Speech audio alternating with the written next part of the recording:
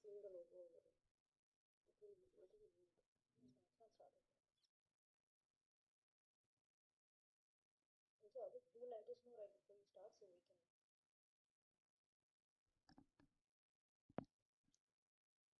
Hi everyone, welcome to the live stream. We'll be starting in just a minute.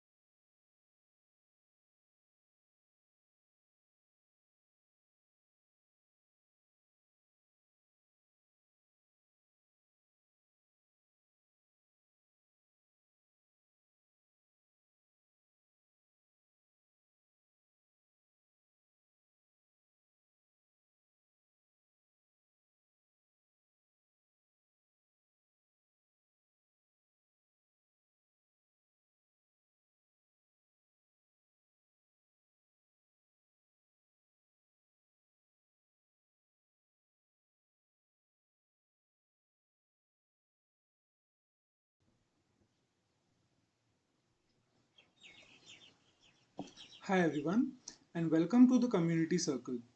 Presented by the Agri Collaboratory, this live stream is a part of a new initiative to engage with the wider community and share the work we are doing. My name is Adit Tiwari, and I'll be the host for the day. I am currently a junior at BITS Pilani, pursuing mechanical engineering, and I have been a volunteer at the Agri Collaboratory since June 2024. I know it's been a long time. I handle most of the tech needs for the various events and initiatives that happen throughout the year. While I came in with my technical skills which were required to do the job, I've learned a lot about corporates, professionalism, and collaboration during my time at TAC. So, without any further ado, I'd like to invite Nipun Mehrotra, the founder of the Agri Collaboratory, to take the stage and talk more about our mission and the people who are helping achieve it. Nipun sir, you can take over. Okay, thank you, Adit, and welcome to all of you who are joining us on YouTube Live. I'm Nipon, the co-founder and CEO of the Agri Collaboratory, and it's an absolute pleasure to have all of you join us and start to participate in what is the first event, so what we are calling the TSC Community Connect. It's an effort by us to reach out to the broader community, start a dialogue, and hear your feedback and thoughts as we work together to build or to accelerate innovation in agriculture. So with that, I'm going to spend a few minutes just talking about why are we doing it, what's our purpose, what do we believe in, and then we'll have some of our colleagues showcase some of the work that we've been doing over the last 2, 3 years. Now, a question for all of us to think about is why do the issues in agriculture remain so complex and remain unsolved after decades of trying? Very smart people have tried to do it over maybe 20, 40, 50 years. We have made progress. Certainly, we have made progress, but not as much as we would have liked. And I think we distilled the reasons for that into three broad set of issues. Number one, farmers' issues are complex, long-term, interconnected. Sometimes our responses are short-term fixes. Right? We come up with a platform or we think we can solve the entire problem in one shot. It doesn't work. Second set of issues is that there's too much of competition and too little collaboration, too much of duplication, right? Too many silos, too many ministries working in agriculture, impacting agriculture, etc. So that's the second set of issues. And third, while agriculture is impacted by so many different aspects, for example, research, right? And many others, mechanization for one. Digitalization of agriculture remains a huge potential for us to go after. It can impact agriculture. Today, it's probably impacting 15-20% of our farmers. And this is not just an India statement, this is around the world. And so the question is, why is digitalization not moving faster? And what can we do to make it go and make it impact farmers even better?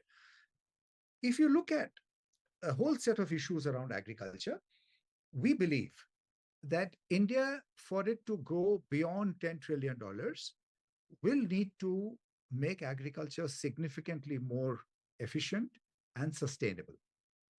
Today, agriculture consumes a large part of our resources, whether it comes to land or resources, or land or water or labor. And in order for us to be able to invest in manufacturing, in infrastructure, in many other sectors that India needs, we definitely need agriculture to become more efficient.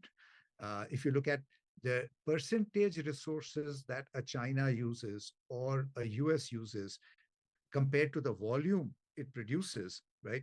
We are way behind the ladder, right? So therefore, it is very clear that for India to go forward, agriculture needs to be profitable, resilient, and sustainable, not just for its 500 million people who are dependent on it, but for the overall country. We started the Agri Collaboratory with 4 beliefs, and I'm going to quickly summarize them for you. The first belief is really that each one of us may not be able to solve these problems well enough. We don't have the resources. No one organization has the resources, but an ecosystem-led effort or a network of ecosystems, right, is very, very efficient at solving things that one organization cannot. Our second belief is that on-ground action research should influence policy making at the top. Very often, policy making is disconnected with what is actually needed on the ground, right? And that doesn't work. And very often, and most often, in fact, lots of startups and lots of organizations working on the ground are unable to influence policy. So therefore, we need a balance. We need a tango between on-ground action research and policy intervention, but we need action research to influence policy. And that's one of the things that TAC is trying to do. Our third belief is that agri data is the secret sauce to unveil potential of digitalization in agriculture, whether it's AI, whether it's remote sensing, whether it's for use cases like agri-finance or sustainability or climate or whatever else. We need to strengthen digitalization. We need more public infrastructure, DPGs, digital public goods. We need the infrastructure to be the public space, and we need data sharing to happen for agriculture to take off. And finally, probably a most important belief is that problems need to be solved for the long run only when there is commercialization benefit married with social impact, right? We need people to make money, everyone to make money. It has to be done equitably. Farmers have not traditionally made a lot of money. We need to be equitable, but money needs to be made. So therefore, we set up the Agri Collaboratory as a non-compete, non-profit think and do tank. And those words have been chosen very carefully. We did not want to add one more silo, which is we are non-compete, right? And we are certainly not just going to think about what we need to do or research about what we're going to do. We want to marry the thinking and the doing. Our focus is the small farmer, farmer profitability, farmer sustainability, everything to do with a small farmer. And there are 100 million small farmers in the country. Our approach is that of use case-led problem solving. We believe in identifying a problem to be solved and then work backwards to say, who are the right people to solve it? What is the right technology? And what are the right resources, money, policy? What are the other things that are needed to solve that problem, right? We understand digital technology very well, but we do not want to put the cart before the horse. We do not want to lead with technology. We want to lead with a problem-solving approach. And therefore, when you look at the focus and you look at the approach, therefore, our construct is that of an open, inclusive, transparent ecosystem builder. We are the collective synthesis of what our partners have focused on, right? We are volunteer driven primarily, which is the purpose of this meeting. Some of our partners that we work with, the ones in green are our strategic partners, the ones in yellow are folks that we align to, we're engaging with quite regularly, but they're not our closest partners. The people who are the closest to us, one of the great features, provide a little bit of funding as well as work on the ground, and they work with us actively and they contribute in kind. Some of the people on the TAC core team who helped set up the Agri Collaboratory 4 years back. So along with myself, you've got many others. Half of this group understands digital technologies very well, and the other half understands agriculture very well, right? But we also pulled in a lot of diversity, including, for example, bringing in the editor of the Hindu Business Line or the dean of ISB, Ajit Rangnekar, etc., as well as Jayesh Ranjan, the principal secretary in the government of Telangana, etc. Some of our advisors, people who regularly guide our work, you'll see Parmesh Shah, the global leader of agriculture in the World Bank, sitting in Washington, D.C., Harsh Banwala, the ex-chairman of NABARD, you'll see Ram Dhulipala, part of CGIR, and many others. So what do? We focus on three broad things, which you see on the top. We co-create digital building blocks. We work with you to influence strategic policy intervention based on action research, and we work on agri data. But all of them, I must emphasize, are behind the three use cases that TAC has picked up. And you will hear about two of them today. But the three use cases are all AI and data-driven, farmer-centric use cases. The first one is on climate smart agriculture, is how do you enhance the yield and how do you do it in a way that's equitable, sustainable, but most importantly, is able to scale nationally. And we believe solving that problem can be a $300 billion commercial benefit once you solve it, right? There's so much of money to be made for people who are in that space. The second use case is, we believe that since digitalization is so important, we should have benchmarks, we should have scorecards, we should have an ability to guide us, which says, where are we headed? Where is one state headed versus the other?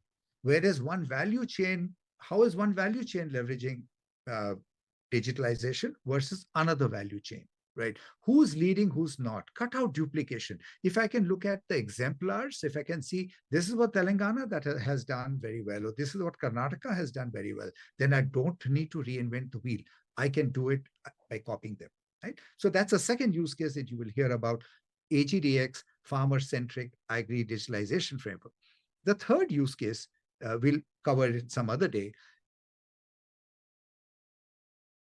is around post-harvest output management, a very critical area for Indian agriculture to focus on. There's a lot of money that is wasted as well as can be saved by applying digitalization to that use case. And we've done a variety of work in some of these things, including writing policy papers for the G20, working with the governments on workshops with the World Bank, as well as on-ground action research projects at Nasik, at Belgaum, in Assam, etc. Right? So here, we would love to have more, and as we have, we have reached a point in both these use cases where we're ready to scale. The AGDX report is ready and is ready to be released. We have had conversations with about 50 people over the last few months, very positive response and ready to go. AGFX similarly is ready to go, right? Is ready to expand. It's got lots of depth, lots of learnings from the ground. So now we are at that point where we believe that we need to engage the broader community bring in a larger set of voices, hear from you, as well as have you participate and join in the effort. As I said, we are a volunteer-driven organization, but in spite of that, sometimes volunteer-driven organizations are seen to be loosely run.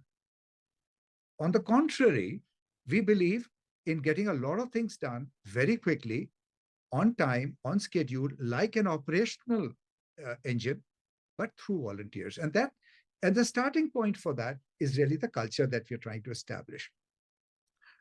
We want you to come in and shape our journey and vision. We want it to be a two-way street. We want you to learn and enjoy the process as much as we will learn from you, right? We wish to work with you in areas of your strength. You might be a designer, you might be a techie, you might be an agri-domain person, you might be working across different states, right? You might be in any field. We'd like to learn and leverage your skills because agriculture needs that. And our volunteers, and we have about 30 volunteers at this point in time in TAC, our volunteers ensure that they take responsibility for an area that they lead. They take accountability for our mutual progress, and they also ensure that we have predictability so that we can work on projects which have a tight time window, right? But finally, we all have fun together, and we want to continue that culture. So that's the culture that we have built so far, and we'd like to continue that. Why does this matter to you? And I'd love for Najina and Navya and a few others who wish to step in at this point and talk about your experiences, and Ashutosh, you as well. But I'd love to just maybe make a couple of points, and then I'll open it up and love to hear your thoughts. We think the volunteers who worked with us, and many of them have left us to go and study in Harvard or go and study in Cornell and other prestigious universities around the world, as an example, gain a lot of experience, right, by being as a part of our journey, right? They are able to create impact. They're able to see what is needed to create impact. They pick up skills, right? They have strategic exposure to policy briefs, to working with the government on a whole variety of initiatives. They build a solid network, right? And in general, they are becoming a part of a larger community, and together we can make a significant difference.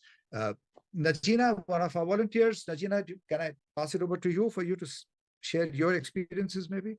Sure, sure. Hi, everybody. Hi, I'm Regina. I haven't been here long, but my experience here at the Agri Collaboratory, it's been very different kind of a journey. It's been interesting because I've been not only racking up my own skill set, but also being able to contribute, which is really satisfying. It's been interesting.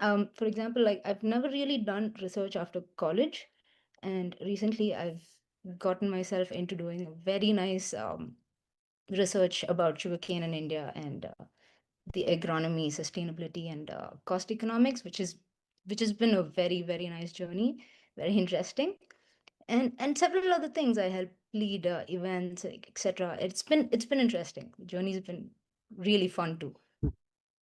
Wonderful. And it's been a year since you've been with us, Najina.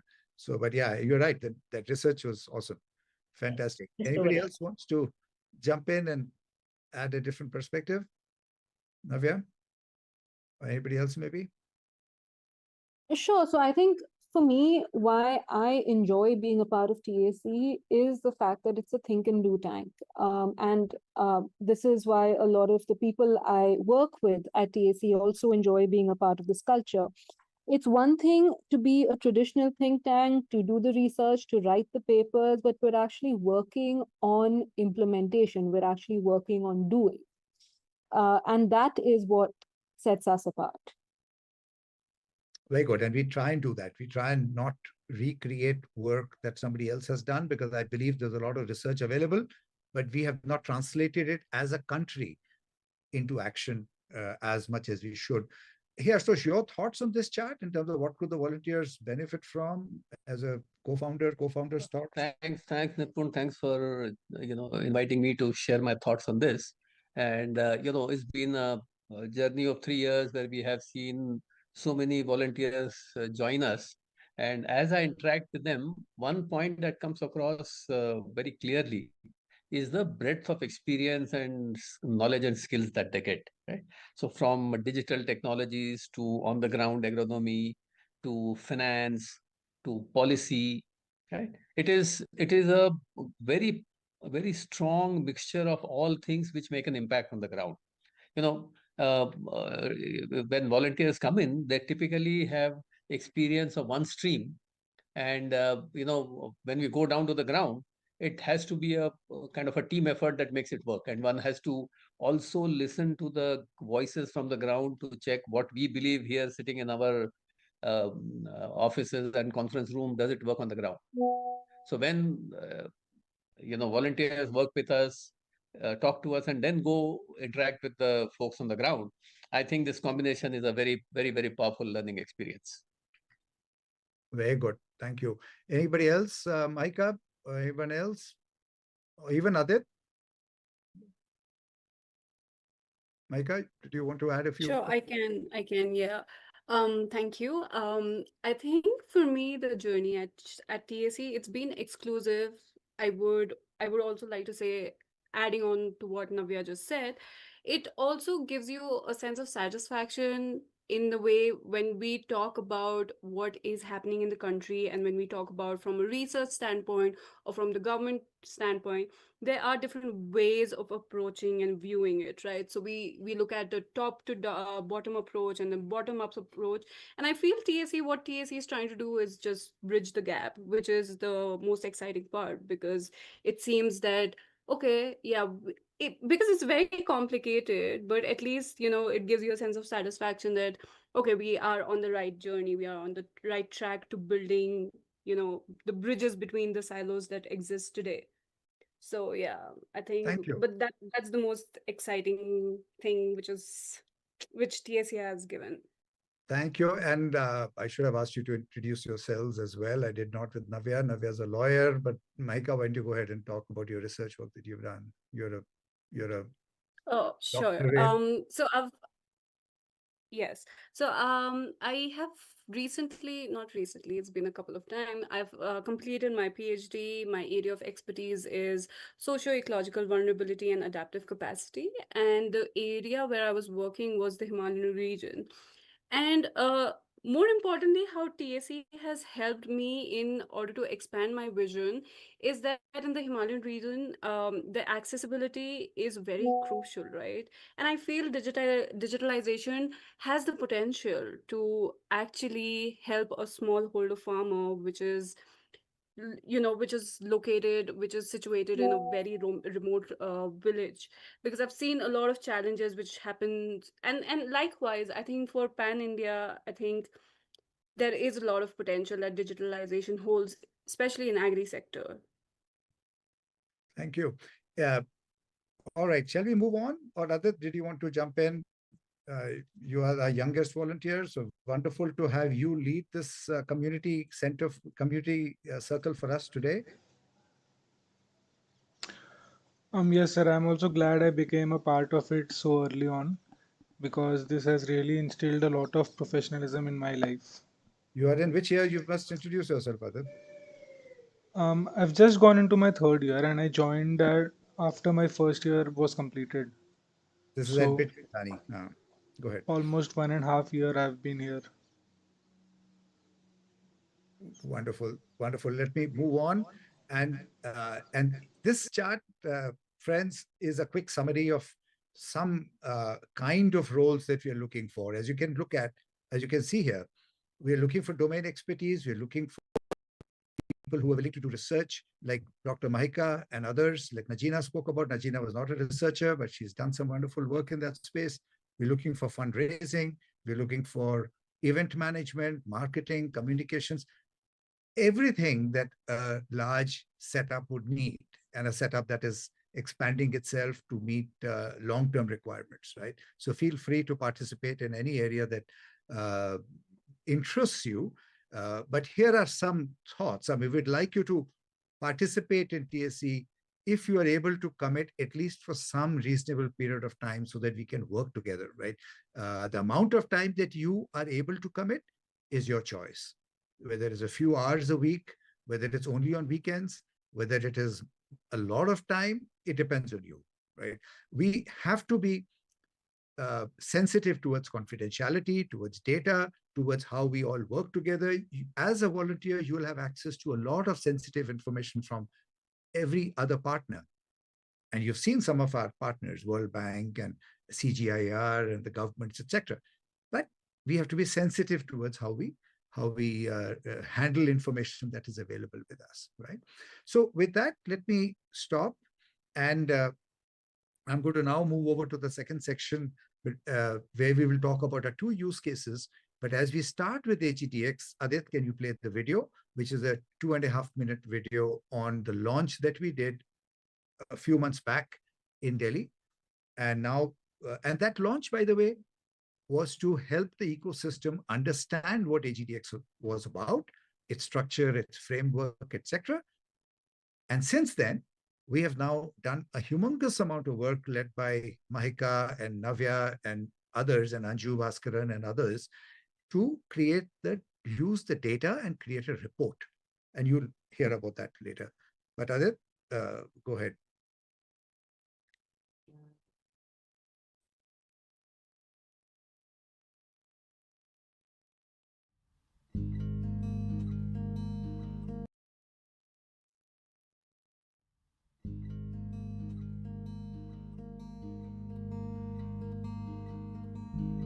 And then innovation ecosystem is generally handled by the private sector, in terms of startups and a lot of tech companies, agribusiness companies in there. So I think what we felt was that if there was a way of comparing these performances of these various governments and ecosystems and platforms, then that will help these countries and geographies to learn from each other, systems to learn from each other, and we will be able to benchmark performance in some kind of a way.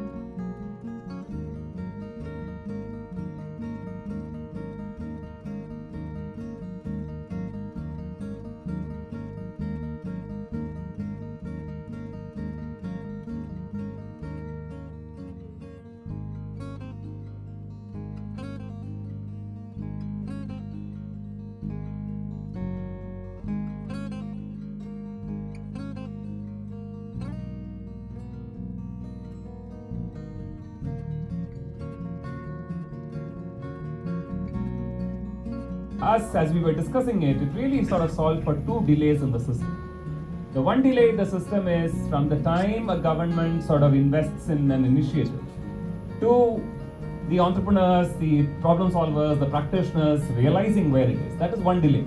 And the more that delay is, the more the investments and the efforts lag. The second delay for us is when one state does it, how soon can the other states actually learn where they are related to that? We are a country where competitive federalism is a reality, right? More than now, I think in the future, we're going to see centers, state governments as a hub of action. And a lot of times we look at what can we do to enable states, but to even be able to provide them the signal, the observability of where are they corresponding to other states with respect to digitalization, we felt could be an immense value. It's absolutely a pleasure for the Institute for Competitiveness to collaborate with the Agri Collaboratory and CGIAR to really create the AgDX platform. And if you really talk about the AgDX platform, it is something which is going to evolve over a period of time, and it is about adopting the needs of agriculture in India and the global south. But until now, there doesn't seem to be any approach wherein we are able to track or guide the transformation of agriculture towards digitization. And why do we want to do this? It is rooted in the belief that the power of open digital innovation and public good has huge potential for transforming lives, communities, and economies. Okay, folks.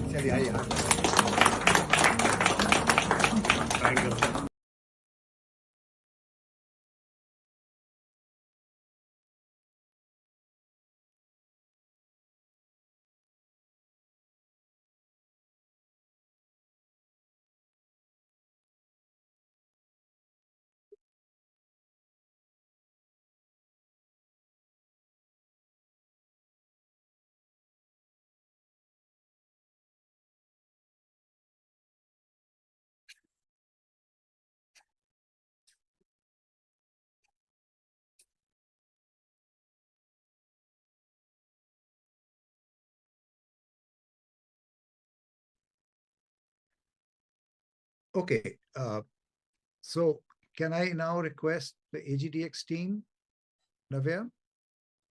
Sure, absolutely. Mahika, if you can start sharing.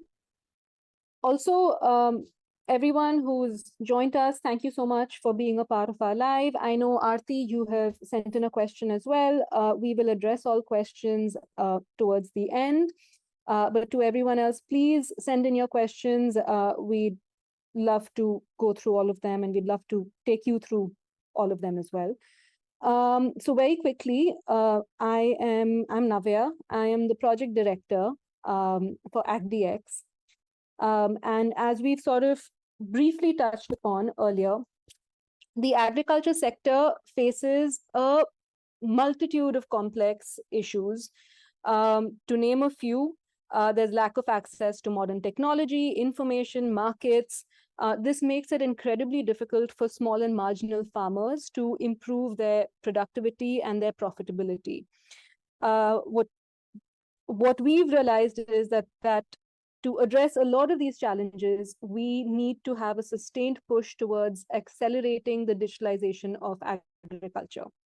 So given how important digital agriculture is, we need standardized frameworks, scorecards, indices that can calibrate baselines, build roadmaps, and achieve the longer-term objective of digitalizing agriculture practices. None exist today. So let me sort of break this down a little bit. We've understood that there are a lot of challenges that small and marginal farmers are facing at this point. We've also understood that the answer to some of these challenges is the digitalization of agriculture. What doesn't exist today is that we have no common benchmark, no metric to compare progress, to learn from each other, or even to track the level of digitalization or the level of adoption of digital technologies in agriculture. This doesn't exist in India. This does not exist globally. Which is why which is what brings about AgDX, the Agri Digitalization Framework. Mahika, if you can just go to the next slide. So what is AgDX? AgDX, firstly, is farmer-centric. It is the first of its kind Agri Digitalization Framework. What it does is it helps assess four things. It helps assess the adoption, the penetration, the maturity, and the impact of digitalization of agricultural practices, products, processes in India and the global south. So essentially, what we do is we try and map the level of digitalization across the country, not just in states, but also in districts, to understand exactly how well states are progressing, or exactly how well districts are progressing. How well are they adopting technologies, and how well are they eventually using technologies, and whether that use of technology is eventually translating in results or not. Next.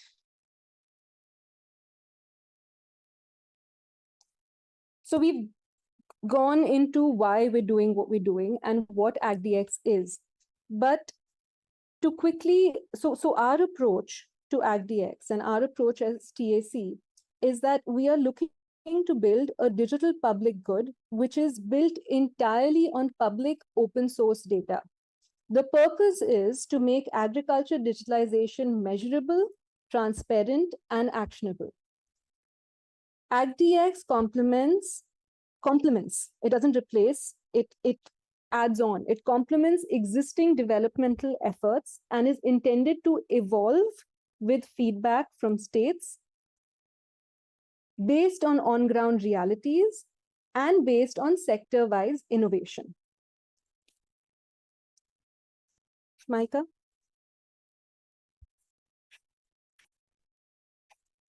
We've gone through this.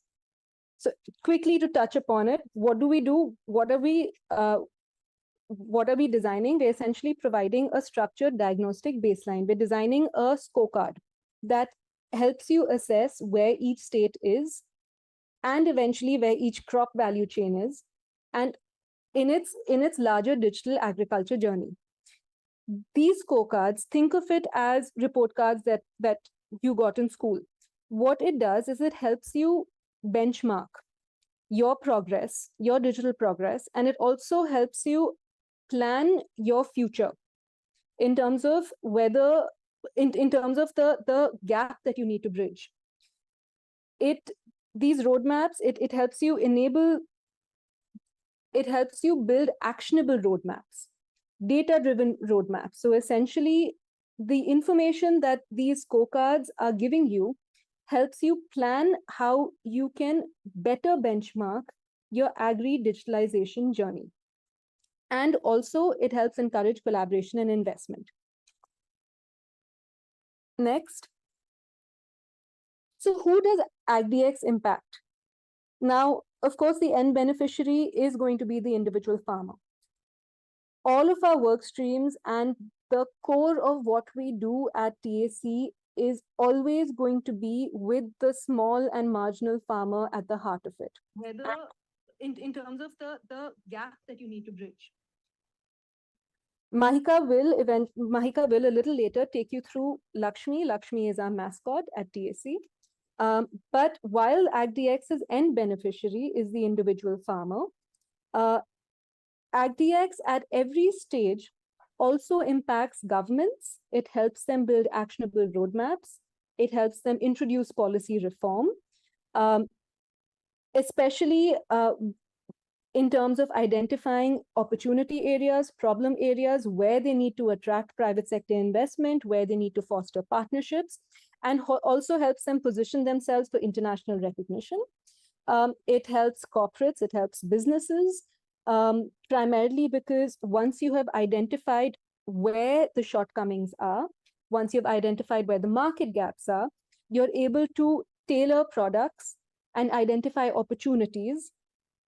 And it also impacts foundations by helping foundations, corporates essentially maximize their resource end-use efficiency, where through the scorecard, you're able to identify where resources are, where there is an over-concentration of resources, and it helps you better distribute those investments. So ultimately, AgDX will impact everyone, not just the small and marginal farmer, but also your corporates, your innovators, your startups, your foundations, and of course, the state and central government. Maika, next. So the journey to AgDX 1.0, and I'll tell you what AgDX 1.0 is. We've been working on AgDX for the last 2 years. AgDX 1.0 is the first stage of the framework where we map the level of adoption of digital technologies. That's step one. As a concept, this was initiated late 2022, 2023, and it was initiated as a collaborative ground-up effort where we leaned on a lot of examples from global indices such as the World Bank's Digital Agriculture Prototype, the Ease of Doing Business Index, and IFC's Social Progress Index. We pulled in a lot of what we saw and we brainstormed, and in partnership with CGIAR, SATWA, the Institute for Competitiveness, and the World Bank, we conceptualized AgDX. Over the last 2 years, we have done extensive research, extensive literature review, where we have now, ultimately in 2025, we have done a systematic literature review of 250 plus peer-reviewed articles. We have developed a framework that goes across 6 dimensions that range from soil to infrastructure. These dimensions are further divided into 16 parameters and over 120 indicators. And now we are at the precipice of releasing our first working report for AgDX 1.0, which we will take you through shortly. Maika, do you want to take over? Sure. Thank you so much. for briefing everybody and taking everybody through the journey. I would just like to start with focusing on what Navya already has emphasized, and so has Nipun sir, that we are a farmer-centric framework. And we have named our small farmer Lakshmi, because our intent is also to, we visualize that farmers can double their income, and so that's the name we came up with. And Lakshmi is a common name also for farmers and for females as well in India. Um, l- Drawing from this, when we focus on a smallholder farmer, we talk about the needs and the wants of farmers, and all of us know what are the primary needs of a farmer. So the farmer needs soil, the farmer needs inputs, seeds, access to market, it needs subsidies. The major fear of a farmer is that they want better prices, the cost that so they want to be identified as a farmer. They want infrastructure, connectivity.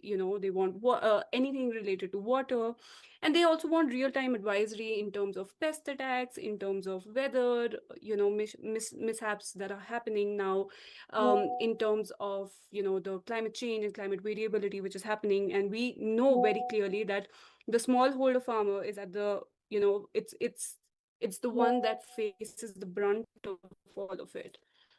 Now, what AGDX also believes that there is an outer circle, which is the digital public infrastructure. So the government is creating all these repositories, or it's being created by private firms. There can be agri-tech startups which are working on these specific niche areas. But our thought process and vision is that if the inner circle and the outer circle can be bridged, a lot of innovators, stakeholders, and market can bridge the outer and the inner circle, and what we at AGDX is trying to do is trying to look at all of this stuff very holistically and comprehensively. And that's where we introduce the AGDX framework to you, which it's as Navya said, it's like a first step. We are just assessing the adoption in AGDX 1.0, but this is the framework that we are taking you through it.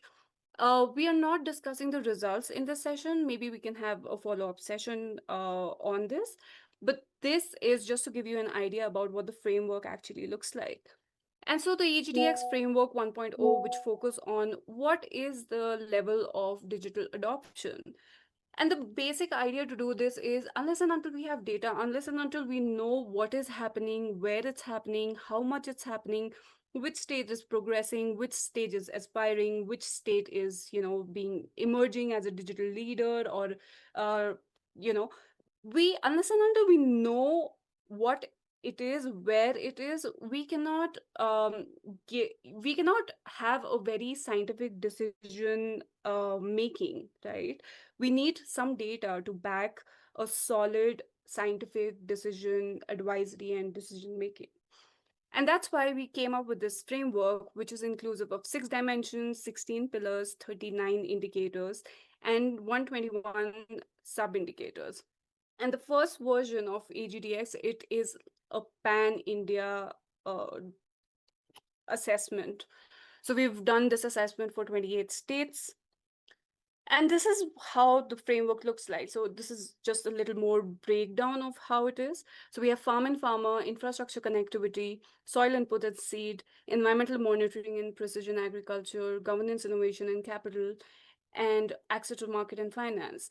And just to re-emphasize on the point, these are all digital aspects. We're not looking at, say, infrastructure and connectivity in terms of the physical infrastructure and connectivity. Sure, it's a part of it, but we are focused more on digital because this is assessing digitalization of agriculture.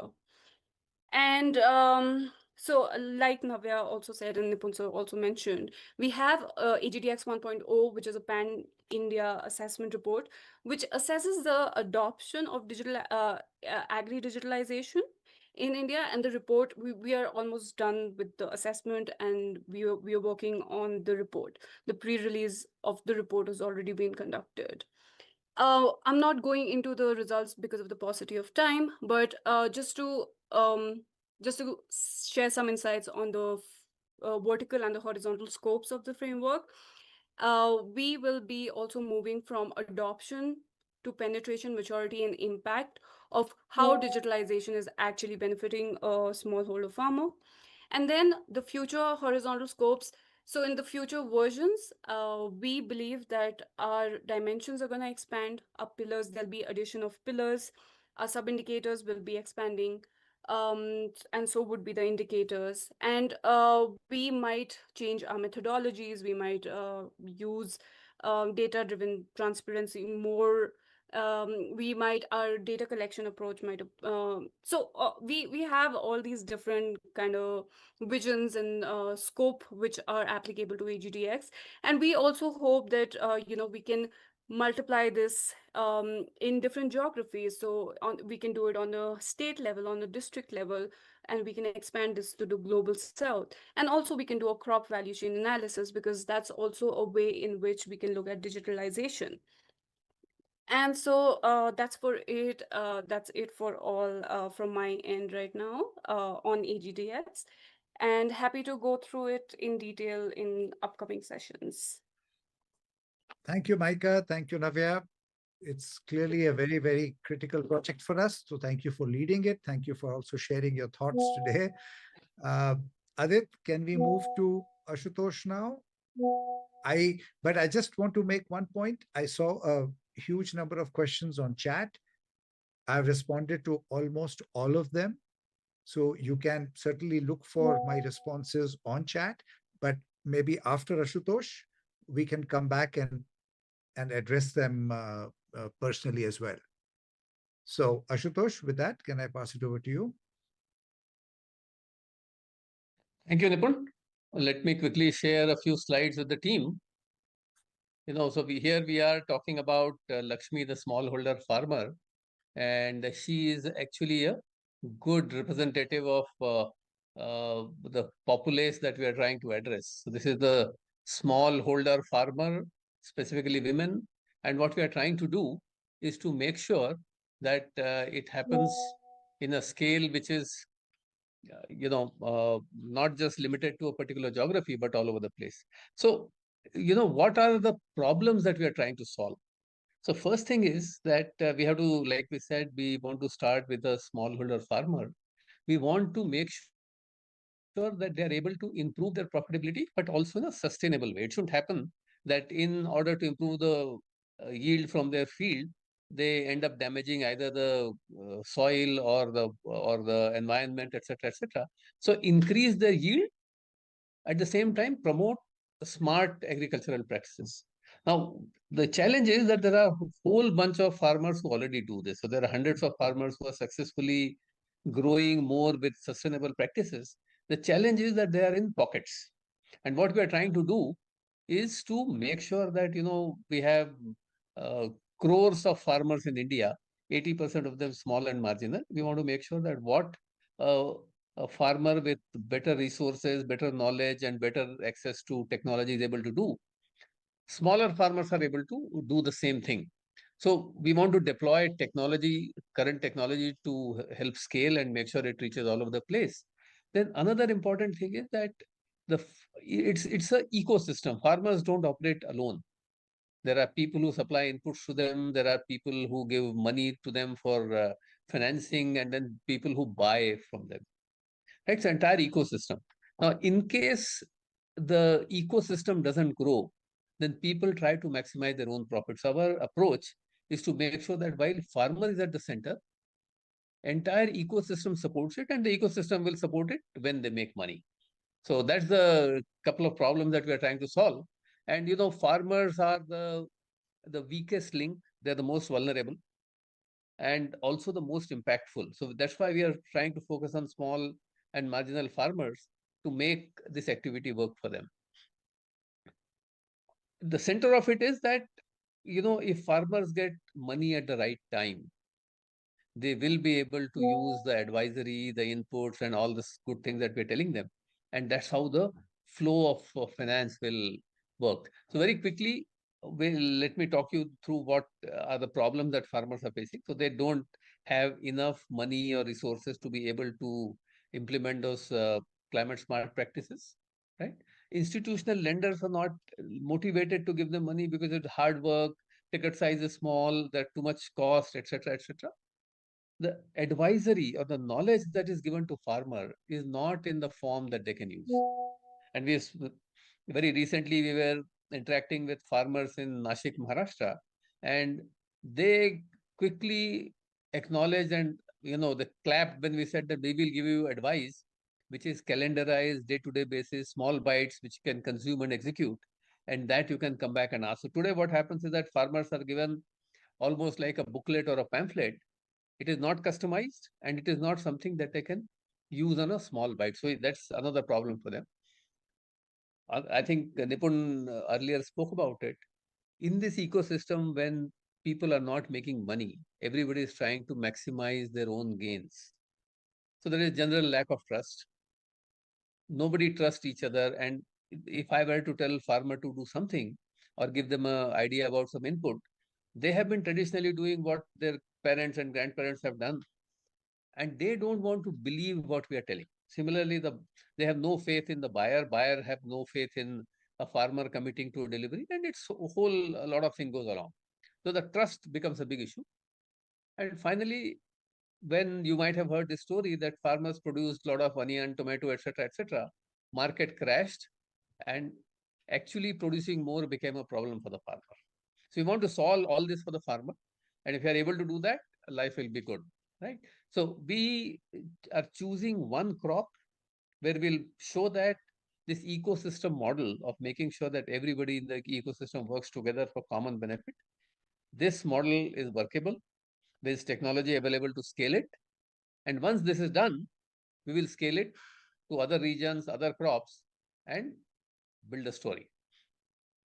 And I don't want to dwell too much on this, but what we are also trying to do is that in all this crop by crop journey, having chosen sugarcane, the interventions that we are talking about for climate smart agriculture to produce yield are not very complex. We're not talking about GM seeds. We're not talking about AI. We're not talking of drones and surveillance. A lot of technologies are available, but even with simple practices that the farmers can understand, relate, and be comfortable with, even with that, we are able to talk about 40 to 50% improvement in yield. So here are some of them which we will try and talk to the farmers and make sure that they do it, right? And if you are able to do this, we think that today yield of sugarcane is on an average in the country is about 32 tons per acre. We can easily take it to 60. And then there is scope to, there are people who have done 100, 150 tons per acre. So there is enough headroom to grow. Right? And once we do that, big picture is huge. The profit pool will go up by 10,000 crores per year. That's what Nipun was talking about, right? Huge upside, provided everybody works together. So farmers will gain. In our case, we're talking about a particular crop, which is sugarcane. The sugar mill will gain. The lenders will gain. The people who supply inputs, the micronutrients, fertilizers, drip irrigation, they will gain. And on the other side, you can see that sugarcane is known to be what is called a dirty crop because it guzzles a lot of water. So we'll reduce water consumption by 50%. We can reduce fertilizer consumption by 30%, rejuvenate the soil. And also, because a lot of sugarcane goes for ethanol, ethanol will be, it's a biofuel. So both from climate perspective as well as for India's import reduction, both ways it helps, right? So what's the role that we will play? We want to build an ecosystem. So we'll build a playbook which makes it work for different crops and different value chain. We want to engage the agronomy expert, the agricultural colleges, the people who are on the ground, get them engaged, make them reach the farmer and connect the dots between their knowledge and farmers' practices, right? Then we want to add crop-specific partners. Every crop that we speak about, there are lots of small things, how to manage pests, how to do moisture content, how to do soil chemistry. Depending on the crop, each of these input has different values. We want to connect all these players, bring them into the ecosystem that ultimately the farmer in the center learns, grows, and delivers. Okay. So net, we can create a simple platform which will enable us to do this at scale, build trust amongst ecosystem player, and bring in economic well-being for everybody, right? So this is in nutshell what we're trying to do in AGFX. And there was a question about the project. So we are uh, ready to go. We have been talking to a few ground partners to make sure that we have identified a few farmers, and whatever I spoke about, we have checked with them. The agronomy experts as well as farmers agree that what we're talking is doable. And upcoming sowing season, coming December, we should be able to get it started in at least one region. So with that, I think I'll quickly wrap up my part on AGFX and hand it back over to you, Nipun. Thanks. Thank you, Ashutosh. Thank you. So clearly, as Ashutosh said, we are not trying to prove that these interventions can be done. I think lots of thousands of farmers have managed to do that. The challenge, as always, is that these pockets of excellence have remained pockets. They have not expanded to the millions. They have not expanded around the country, right? And very often you'll find a farmer who's excellent because he has the knowledge, he has the support, he has the money, but his neighbor is producing half the yield that this farmer is producing. So the question is, how do we leverage digital capabilities, policy, money, ecosystem, and everything else to scale some of these efforts? But now let me, I've addressed some of the questions on chat, but happy to take on some more. Yes, sir. We'll start with the Q&A now. Some of yes, the we can do that. questions Yeah, go ahead. I think we should answer. So, one important question asked here was, how are volunteers integrated into TAC's ongoing projects, and do they work independently in teams or alongside core members? So first of all, volunteers come in with two things. They come in with a set of skills and capabilities that they possess, but they also have a reasonable idea as to what do they want to do when they go forward. Where do they want to take their career? Are they wanting to strengthen maybe the research aspect of their career, and they want to work with that with TAC, or they're wanting to get more experience on the ground, and therefore they'd like to volunteer in, say, AGFX in such a manner that they get expertise and experience in working on the ground. So they come with two things: what they have, and what they want to do going forward. So, going on the same line, can volunteers propose and pilot their own micro projects within TAC's frameworks? Yes, they can. They can. Lots of volunteers have led us into new areas, and we're more than happy for them to build up capability. And also, lastly, how does TAC ensure the volunteer contributions translate into real impact for farmers and the agri ecosystem? So I answered that on chat. It's a very important point. I think Aarti had raised that point. Yes. It's a very important point. It's important for us as TSC and not just volunteers, right? That we translate into some impact on the ground. And I think the answer lies in a few things. Number one, keeping our focus squarely on the farmer and not on any part of the ecosystem, not on the industry, not on the government. We work with the government, we work with the industry, but keep your focus on the farmer, number one. Number two, be prepared to commit for the longer run, right? And number three, be as transparent and open as possible. We don't have vested interest. We don't want anybody to be a part of TSC who has some vested interest in this. We understand they're all commercial organizations. They all have got commercial businesses. But if we come together to solve something, we must do it transparently and as openly as possible. All right, so I think we are done with the questions. Thank you, sir. All right, Adit, So welcome. I just wanted to add, Adit, one point about certification, and this might be important for people who are young students or wanting to do. So Nipun has already answered that question in part. I wanted to add that some of you may require a detailed, formal feedback as well as certification for use in your sort of trying to apply for some scholarships or some other this thing. We'll be more than happy to provide. So the feedback will be ongoing to help you learn, for us to learn from you, get feedback on what is happening on the ground. At the same time, should you need something formally, we'll be more than happy to provide that to you.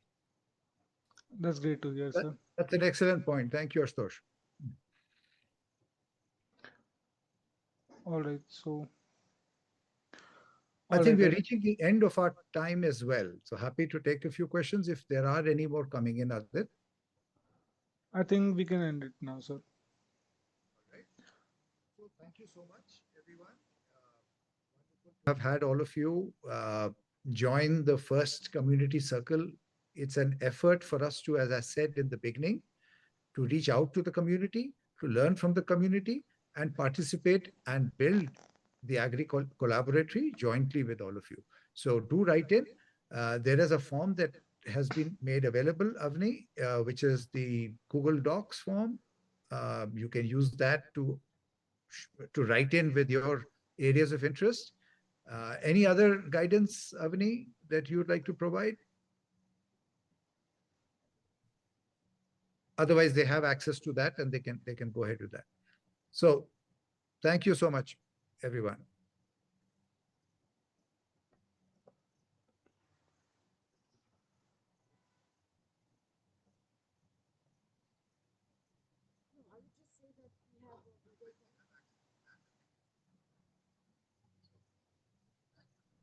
Everyone.